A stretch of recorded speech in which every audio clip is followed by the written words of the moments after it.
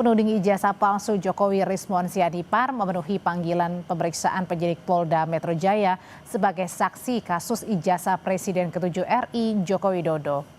Sebelum pemeriksaan berlangsung, Rismon kembali menyatakan tidak ada ujaran kebencian yang disampaikannya terkait ijazah Jokowi yang dituding palsu.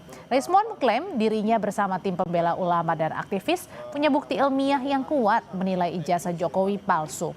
Rismon kemudian menepis pernyataannya selama ini terkait ijazah Jokowi adalah sebagai bentuk ujaran kebencian. Secara teknis dan secara saintifik, kajian ilmiah kebencian hanya karena kesimpulan dari penelitian tersebut tidak menyenangkan Pak Jokowi.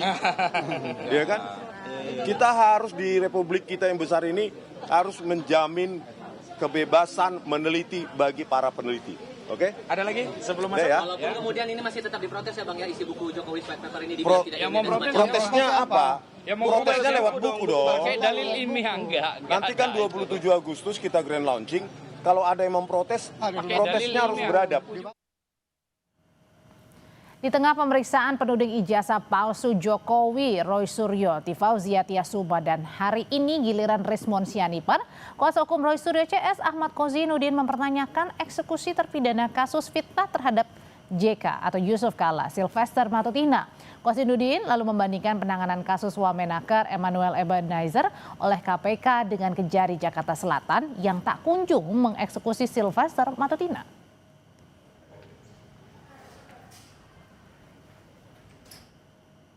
Kami ajak Anda ke Pati, Jawa Tengah setelah 1 pekan lebih